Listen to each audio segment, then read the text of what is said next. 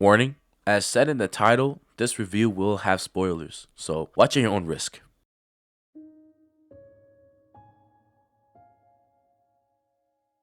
Pragmata, a game that is so wholesome. When it's time to face reality, it punches you in the guts. We follow Hugh as he is deployed to the moon on his mission with his space crew. That's when things go wrong, as the once friendly robot becomes hostile. As things unfold, his crew is lost, and only Hugh remains. But luck was on our side, and a pod that we open pops out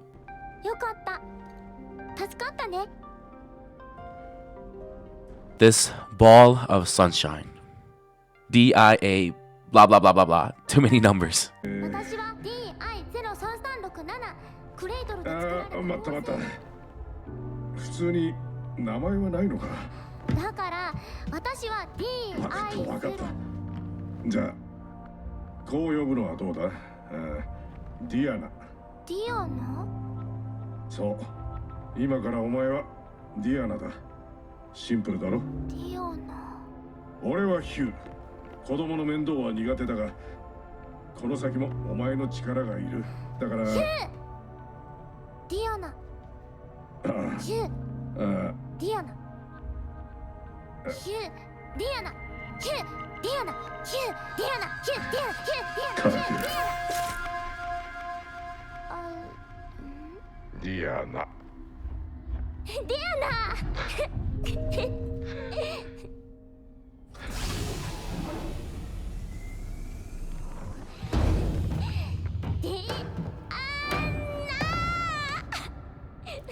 Hugh names her Diana for short, and she comes with us throughout our exploration of the station. You see, Diana here is an android. She doesn't seem to remember much, and as we go through the space station, we see various holograms and other things that will jolt her memories. Our mission now that our crew is gone is to find a way back to Earth in order to report the anomaly. Walking about, we encounter new enemies, all based on robots, because, well, this is a game about AI and how it could become corrupted if handed to the wrong hands. We also find new modules to upgrade our equipment. You know how it goes. I really enjoyed the combat. I've never personally played a game that required you to hack the enemy or anything similar to it in order to basically kill them. Unless you want to sit there and spam your guns. You can get new hack modules that allow different ability types like stunning the enemies long enough to rehack and deal some extra damage. There are also types that make the enemy confused so that they attack their own allies, and this is good in crowd control situations. To complement the various hacking abilities and modules you can use, there are also many side weapons that you will unlock throughout the story. The weapons are split up into weapons that mainly are for attacking, which do a lot of damage, crowd weapons that use explosives that knock enemies down and stun them so you can hack and weaken them, weapons that subvert your enemies like decoys and shields, and then there's your main weapon that becomes pretty strong as you upgrade it, choosing between a pistol, which you start out with, and a machine gun. Personally, I prefer the pistol because of the damage output compared to the machine gun. As you collect more of these yellow square things, you can upgrade Diana's hacking ability, your main gun, or your suit. What I did was mainly upgrade the hacking ability and the pistol. You know, because I'm just built like that. No need for defense. Now with Diana, we find this safe area called the shelter. The shelter is where we would do all the upgrading and just chill. You can find entry points to the shelter around the map, usually right before a big event or before you counter a lot of enemies, as your healing modules can only be replenished once you enter the shelter. Now, the main thing I want to mention is that you can find these Earth memories, and once you go back to the shelter, you could give them to Diana, and oh my goodness, it's so freaking cute.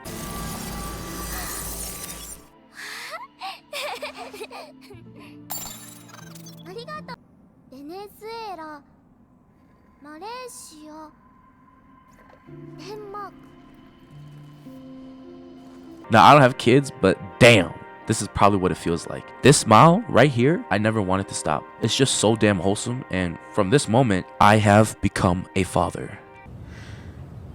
I'm gonna be a dad. Yeah. No! There are 6 sectors to this game, so basically 6 maps. I know what you're thinking.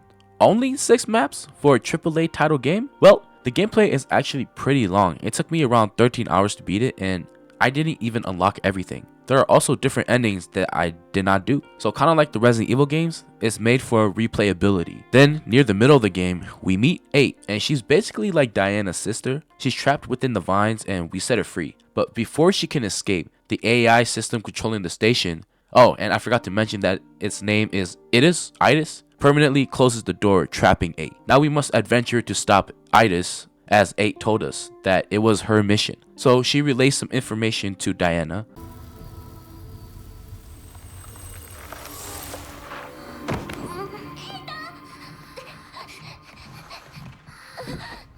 これでやっと自由に動ける。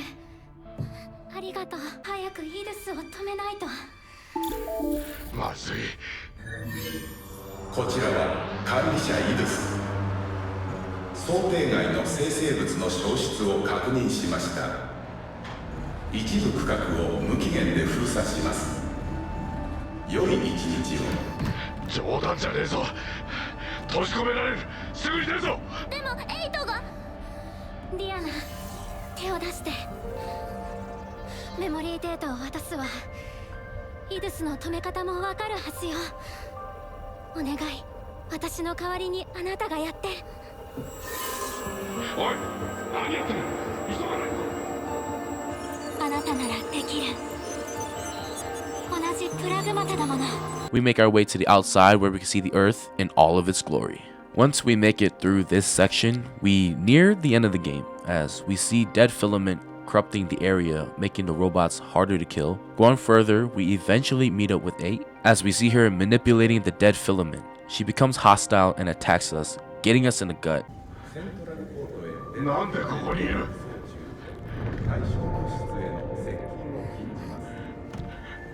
その体は。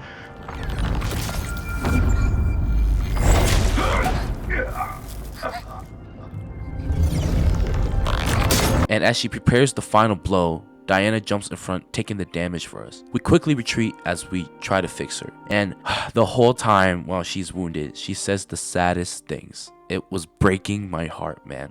デイジーと博士の役に立つために私は作られた。でも私には何もできなかった。どういうことだ。私には無理だった。私にはいい結果を出せなかったので、私の役目はなくなっちゃった。だって私いらなくなったから保管庫にいたんだね。無理するな。 She goes on about how useless she is and that she isn't worth fixing. She says this because before we saw holograms of the professor who created her and 8. Now forgive me if I got the story wrong, but from what I remember, I don't know if the professor made Idis, but he was on there to research what I believe is a cure or either a body capable of holding his daughter, Daisy. 8 was the first android made, and Diana was made to help 8 somehow. Things happen and 8 is actually now capable, so they don't really need Diana. The professor talks about having to disable her now that 8 is successful. Of course, being the great father that Hugh is, he reminds her that she is not useless and that he would be dead without her and to not give up. Thankfully, we save her just in time too, because this dead filament infected mecha comes and she last second saves us. Now with some upgrades too. I forgot to mention, Diana also has an ult which does damage. Now, when she ults, it disables them, stunning them and doing damage as well. Now with newfound strength and determination, our goal changes. We now try to make our way to 8 in hopes of saving her. As we approach the end, we see that Hugh is also infected by the dead filament. And as seen with the others dead on the floor, and with the professor, it's fatal. Hugh asks Diana if she could cure humans who have it. She says no. Once the dead filament eats away at the cell, she can no longer revert it. Hearing this, knowing that our fate is now sealed, our goal of returning to Earth also changes to getting Diana to Earth so that she could realize her dream of seeing the ocean and so that she could be safe. Then after multiple trials and cuteness, we find 8 who has turned into this mecha boss fight. We beat her and she sadly passes away. Now she did harm us and Diana, but that's all she knows. After the professor passed away, I can't imagine the loneliness she felt. As we make our way to the pod that will send Diana to Earth, another huge mecha infected with the dead filament attacks. We easily dispose of it with this cool mecha suit that has a huge laser gun attached. Now comes the part that killed me.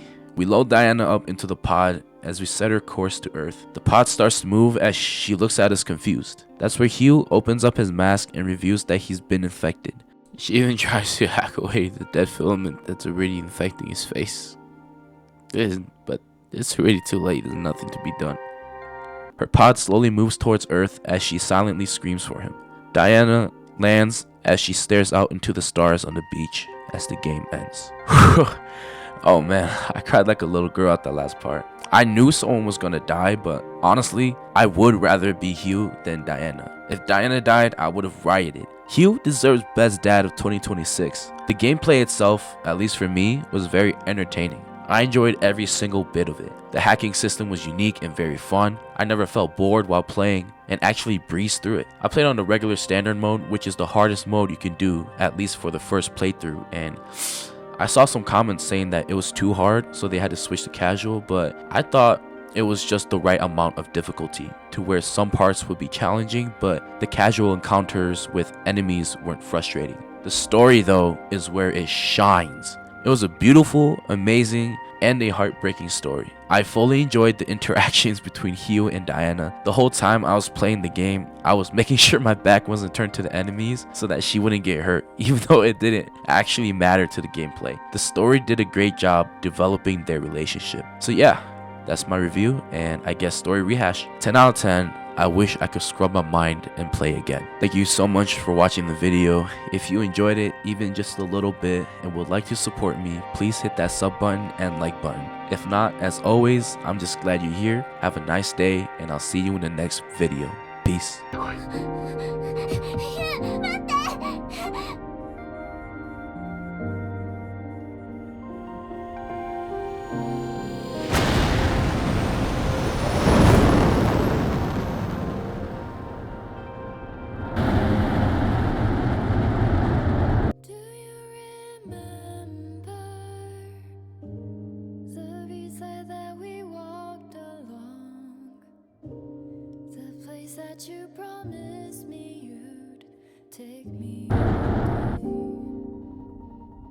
お前の世界を生きろ。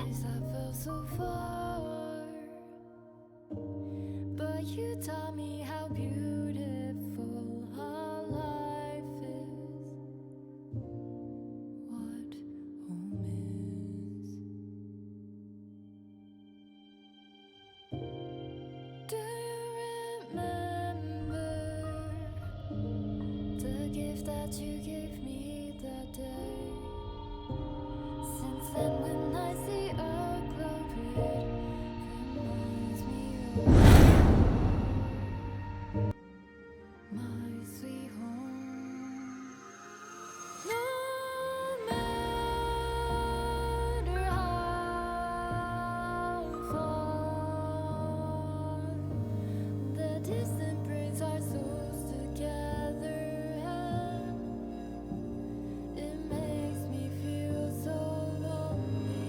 You fill my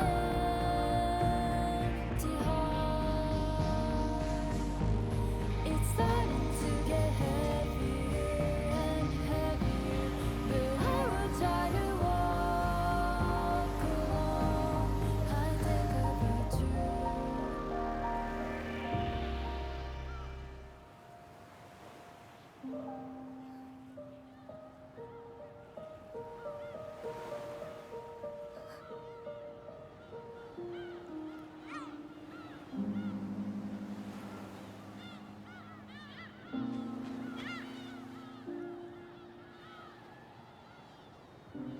私やってみる。